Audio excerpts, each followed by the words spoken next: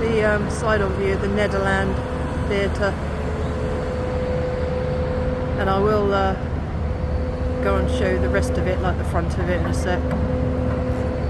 But the reason I'm looking at this theatre is because at that location used to be a former theatre called the Iroquois, and it is at the Iroquois Theatre that a very tragic event took place.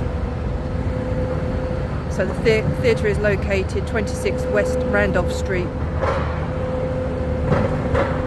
and on December 30th 1903, during the matinee performance of Mr. Bluebeard, a fire erupted at the Iroquois Theatre, killing 602 of the 1,700 in attendance.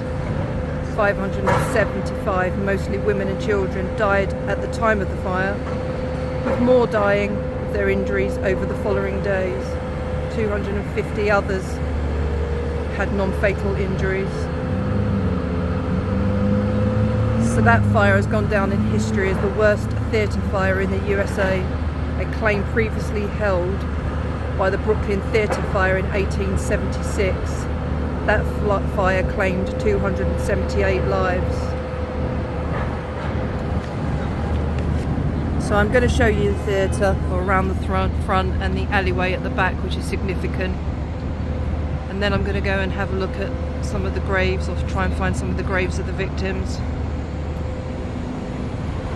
And it's at the cemetery that I will continue the story. But yeah, historic location. Let's go and have a look at the front.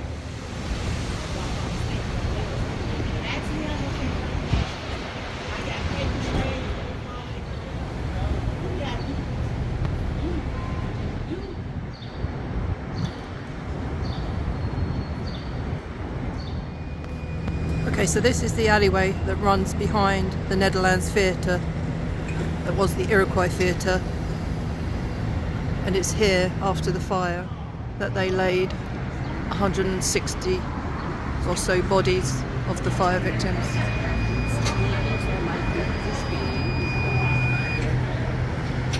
People have said, when you look at reviews and stuff on the TripAdvisor regarding the theatre, people have said that the alleyway gives them weird vibes, and some have seen apparitions.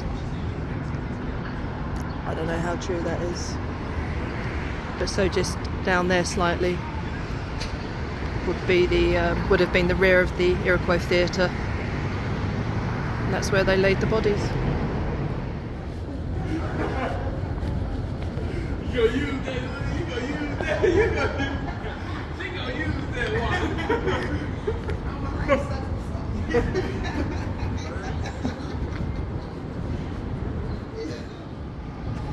But yeah.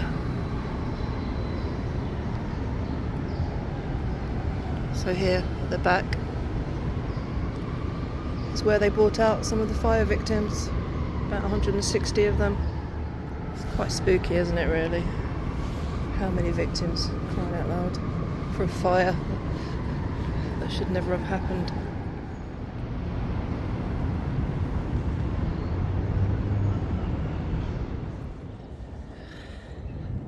The Iroquois Theatre was deemed absolutely fireproof when it first opened, November 23rd, 1903.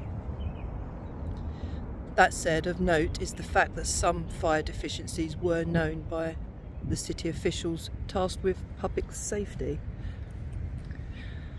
A Chicago Fire Department captain carried out an unofficial tour of the theatre a few days before it opened. He noted that there were no sprinklers, alarms, telephone or water connections. There were murmurs that city officials were bribed to overlook the deficiencies in return for show tickets. There were investigations, of course, but I don't think anything came from those allegations. So at around 3:15 p.m, during this matinee performance, a muslin curtain caught fire, and this was possibly caused by a spark from a broken arc light.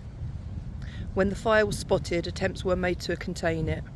Crew tried to lower a safety curtain. The curtain snagged and would not lower. Later it was deemed that the fire curtain would have been virtually useless anyway, due to the material it was made from. People panicked. Well, you would panic, wouldn't you?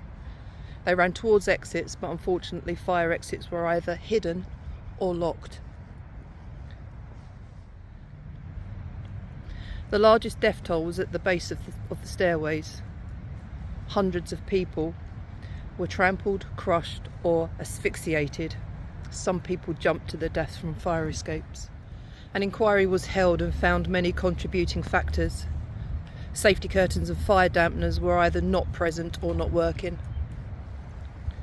Lack of exit signs and emergency lighting. Inward opening doors that were latched shut. Confusing exit routes. Icy fire escapes. The presence of ornamental doors. There was only one entrance. A stairway led from the foyer to the balcony level. That same stairway was also used to reach the stairs to the gallery level. As a result of the fire, changes were made in building safety codes and code enforcement in the USA, with the rest of the world in fact. After the fire, it was renamed as the Hyde and Beman's Music Hall. It was rechristened just over a year later as the Colonial Theatre and remained active until 1925, and then the building was demolished. The Oriental Theatre was built on the site later, and in 1926 that was renamed the Netherland Theatre. So many people were sadly killed, and whilst I can't visit all the graves, I can visit some of them, and I'm at Graceland Cemetery doing just that, and I will be visiting some more at Rosehill Cemetery, and I'll be showing their graves as we're talking about it. But very, very sad event.